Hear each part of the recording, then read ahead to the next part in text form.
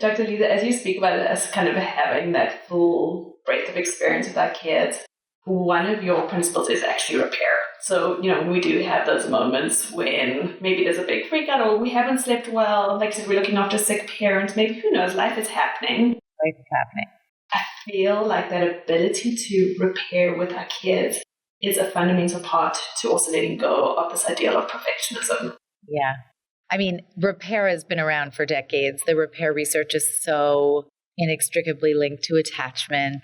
And so, I really hope that I just gave more of a pitch for how important it is.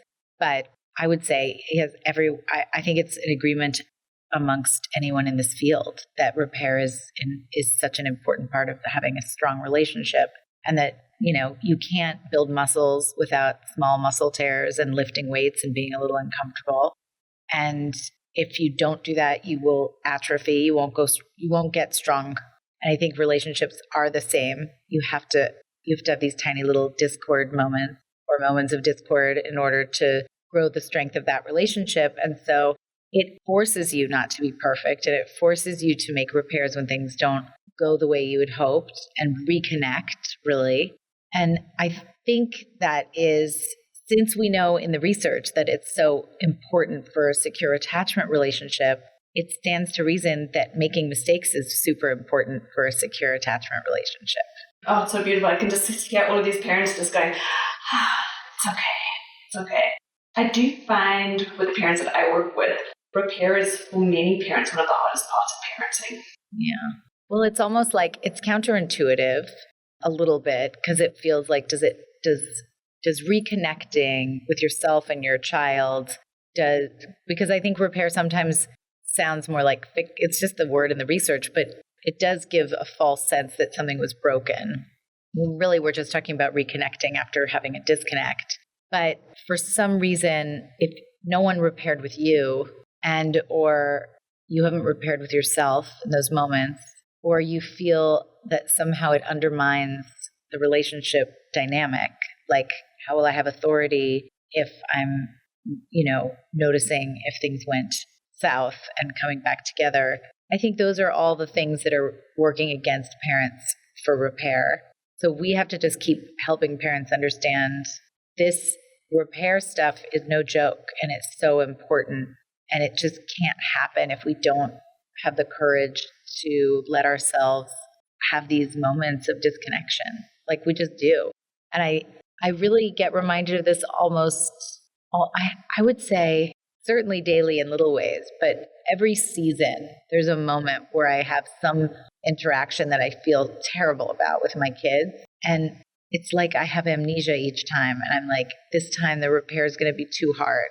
And then it's like, in seconds, it comes back, and you just feel like, oh, right, this is where science is a beautiful thing, because it's so true and it's so actionable. But if you didn't grow up with it, I think it's really hard to do in practice. And the good news is we have so many opportunities to make mistakes and repair that we get to practice a lot now. That's so beautiful. It's interesting when you think about adult-to-adult relationships, I think those relationships, and I love your analogy of the muscle growth there, but those relationships become stronger when we can sit with someone in these really vulnerable moments and go like, oh, this is not just about talking about the weather or talking about our kids' activities. This is actually a much deeper relationship. But I think we sometimes forget that with our kids too, that depth is built in their ability to see us going like, oh, I messed up and that wasn't okay. I scared you. I'm sorry. To be vulnerable with them, it's huge. Yeah. And what a gift for them as they grow up and they aren't afraid of their own mistakes or afraid relationships are going to end because of the mistake. Now, again, we're not talking about abuse and neglect. Nobody's listening to this if they're talking about that, is my guess.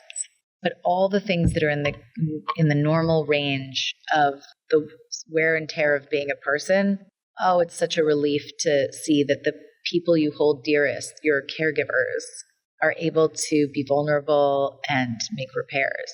It just puts you in this position to start adulthood. That's with such a leg up.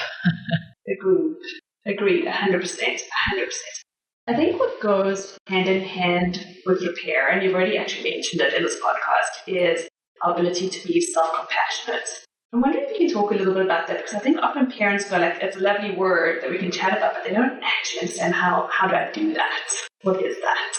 Well, I think there are 2 or 3 ways that repair happens, like technically. One of the ways is to just give, is that what you mean? So I want to hear this actually, well, I'll do a little bit of editing work. I want to hear that, but then also want to hear just about what self-compassion is. It's like, how do parents practice self-compassion? Okay. Yeah. So then I'll get to just the third part. So when we're thinking about repair, there's a part of repair, I would say probably the most important part is repair with ourselves. And that's where self-compassion comes in, because you cannot expect your children to buy into reconnecting and repair with you and with themselves if you can't do it with yourself. And so just like, if somebody comes to me and they're like, how do I help my child self-regulate? But of course it's going to start with us. Do we know how to self-regulate? How do we practice that? I think with self-compassion, if you are really struggling with it, one of the things to remember is this practice is going to have a direct line to how my child treats themselves throughout their life. It's the voice they're going to hear in their head.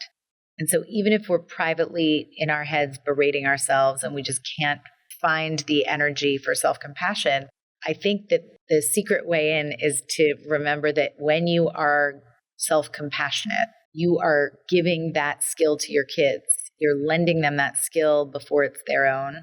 And I think just technically speaking, taking a breath and putting the hand on the heart and just, it's like when you're not feeling happy and smiling anyway, until eventually you start to feel in your body that feeling. I think self-compassion works very similarly. If you put your hand on your heart, you take a deep breath, and you remember that you're doing in that moment the best that you could for what you had available to you. And you have so many opportunities to try again in different ways, but you need to start with forgiving yourself.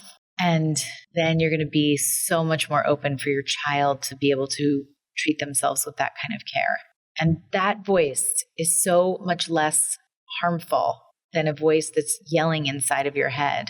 And I know for me, if I could guarantee that the voice inside my daughter's head was one that sounded more similar to how I would want her to make her feel, I would feel like so calm. Like if I could know that her adult self isn't going to be saying nasty things to her insides.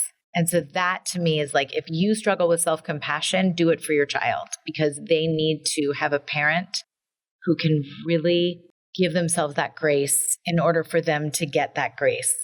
I love that. I absolutely love that. And to me, when we kind of look at this parenting journey, I think you just summarized it so beautifully. It's our ability to help our children to give themselves grace, to soften, to gentle, to be in vulnerable moments. That is really, if we can give all the kids that gift, what a different world. What a different world. Truly. And I think about how my daughter's going off to college in a month. And I just think like, I have all sorts of hopes for her in life. I want so much for her to feel ease in the world and good to other people and herself. And, to be able to care about what she's doing enough to do it with gusto. And I mean, so many things.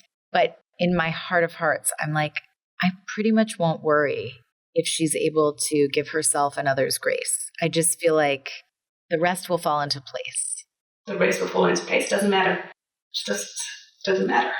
And then, of course, it is associated with better things falling into place anyway. So if you're thinking like, oh, well, we don't have time for that because we have all these other things to accomplish, I would argue this gets you there faster anyway. I love it. I absolutely love it.